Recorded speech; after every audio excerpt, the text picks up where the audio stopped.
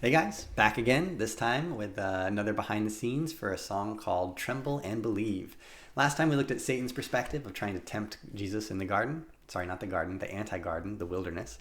And this time we'll look at Jesus' response. Now, just like last time, there's symbolism nestled in almost every one of the lyrics. So I encourage you to take a look at the lyrics and see how many of those references jump out at you. But I'll also create, just like last time, an annotated spoiler cheat sheet type lyrics that show exactly what verses I had in mind when writing the lyrics. All right, last time we mentioned there was 3 rebellions. And in his response, Jesus is going to address all 3 of those. But there's one I just want to double tap and put some extra highlighting on because I think it's really theologically cool what's going on in there.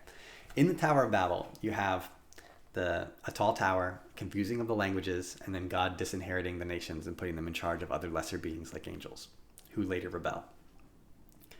At Pentecost, you have tongues of fire come down on the apostles, and when they speak, people, no matter what language they speak, are able to hear it in their native tongue and understand what's being said. It is the exact opposite of confusing the languages. Right? So those tongues of fire are literally reversing what has happened in Babel, and I think that's pretty cool. So originally, you have the Tower of Babel. God disinherits the nations. By the time Pentecost has come around, the languages are no longer confused, and God is reclaiming the nations. I always thought that was theologically interesting. But there are 2 major themes that I'm going to hit on in Jesus' response song. One of them is that Satan is a deceiver, but the irony there is he's not himself deceived. Like, he's an opposer, but he's not an unbeliever because he's seen too much and he knows too much. So this conflict takes place in the wilderness, the anti-garden, anti-Eden. The first temptation took place in the garden with Eve. The last temptation is now taking place in the wilderness with Jesus. And the wilderness is enemy territory. It's where God's promised people were lost for 40 years. But Jesus can rightly say, I am the pillar of fire in the night that guides my people out of the wilderness.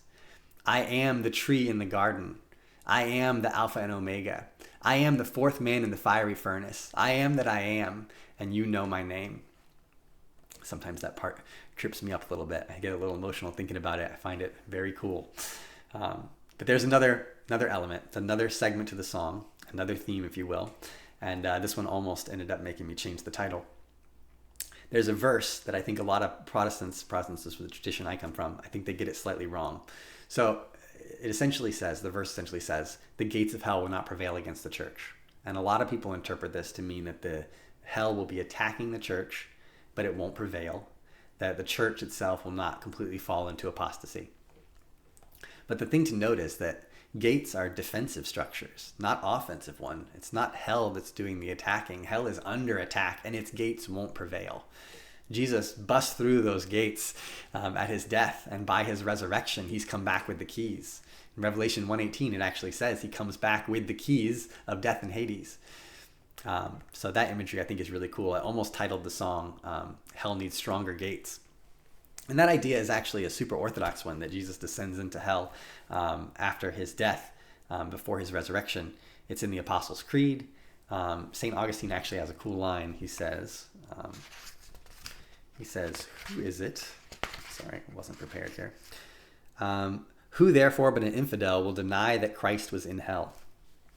And that's taken from this book that really belabors the point and totally beats a dead horse on the idea that Jesus descended into hell and was attacking hell and coming back with the keys.